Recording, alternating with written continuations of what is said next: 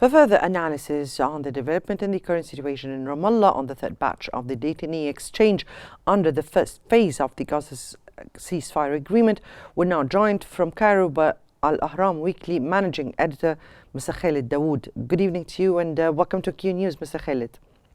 Thank you. Thank you for having me.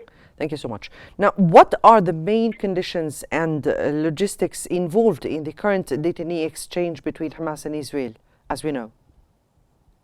Well, as usual, they're very complicated procedures in terms of handing over the Israeli hostages from two different locations. One in northern Gaza on the rubble of late Hamas leader Yahya Sinwar. That was one Israeli hostage released, a woman soldier, and then there were two others that were released from southern Gaza, particularly from Qnews. They included the controversial prisoner Mrs. Dawoud, who actually delayed the original release that was supposed to take place on Saturday because the Israelis insisted that she had to be released as well.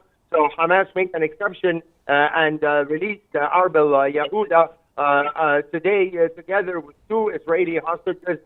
Of course, Israel was not satisfied at all with rather chaotic scenes that we're seeing in southern Gaza, particularly in Qnews, in relation to the release of the two Israeli hostages.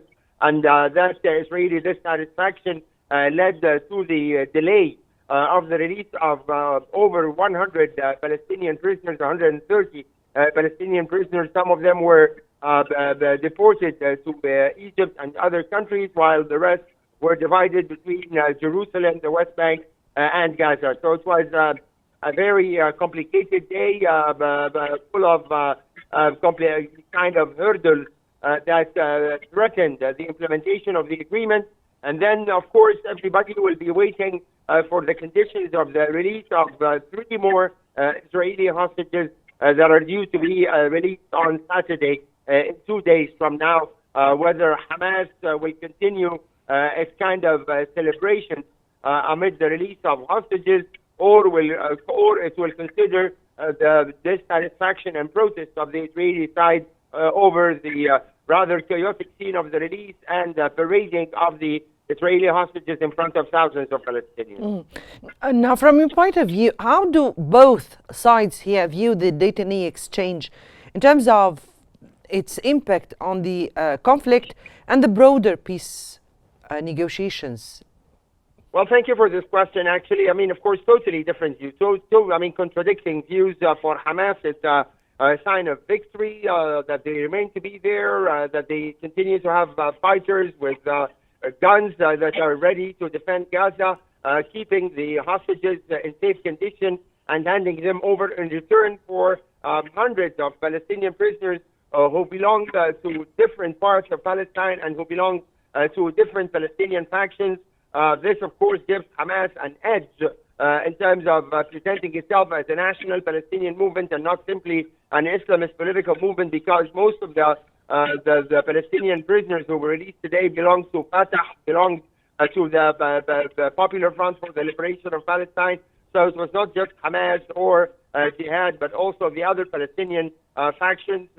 This increases the popularity of Hamas, most probably in the West Bank and in East Jerusalem, which is something that Israel definitely doesn't want to see. From the Israeli side, they're also trying to portray it as a success for the Netanyahu government, that after 15 months of the relentless war, the hostages are finally being released. Most of them are alive so far. Maybe later, in the first stage of the ceasefire, which is supposed to last for 6 weeks, we are going to see the release of bodies of Israeli hostages who were killed mostly by Israeli bombing of Gaza. And of course, another important deadline everybody will be waiting for is on Tuesday, and whether the negotiations over the implementation of the more important second stage will actually start, because the second stage will bring a permanent ceasefire to Gaza and the exchange of more Israeli soldiers and officers this time in return for a huge number of Palestinian prisoners. Now, what could be the key challenges in organizing and ensuring the safety of the detainee exchange here and in such volatile environment? Well, I mean, as I said, Hamas wants to use this occasion to confirm its strength, that despite 15 months of fighting, they continue to have the ability to control the crowds and to be able to release the hostages and hand them over to the Red Cross. But I guess, again, some would criticize Hamas for the chaotic scenes that we're seeing today, threatening the safety of the Israeli hostages, as a matter of fact, and at the same time giving excuses for the Israeli side, Israeli Prime Minister Benjamin Netanyahu in particular, to delay the release of Palestinian prisoners and to accuse Hamas of not abiding by the terms of the agreement that was signed, and actually conveying to the mediators, Egypt, Qatar, and the United States, their kind of disagreement with the manner in which the Israeli prisoners are being released, and asking to change those circumstances. I mean, without any doubt, every state, every time a group of Israeli hostages are going to be released, we are going to see lots of twisting arms, lots of attempts by the Netanyahu government to get better terms or to lessen the number of Palestinian prisoners who are going to be released, deport more of them. So it's a very kind of difficult situation, and it will remain so until at least we reach the end of the first stage, and we've already had like almost 2 weeks since this truce has started. Now, from your point of view, what role do international organizations such as the Red Cross play in facilitating the safe exchange of detainees, and are they able to?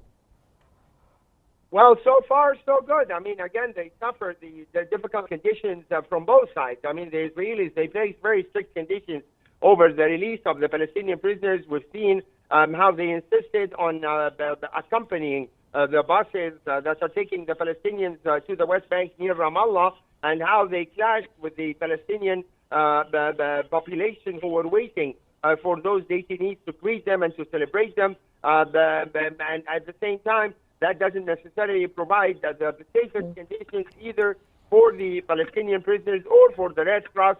And of course, it's a similarly very difficult mission that they are carrying in Gaza Strip to assure the release of the Israeli hostages amid this huge Palestinian crowd.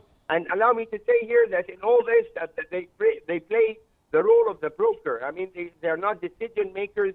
They just need to make sure that the prisoners on both sides are released according to the lists that are being handed to them by both sides, by both Hamas and Israel, and make sure that no harm is inflicted on any of those prisoners. So the international organization, the only international organization involved in this process so far, the Red Cross, is of course working amid very difficult conditions in order to be able to accomplish their mission.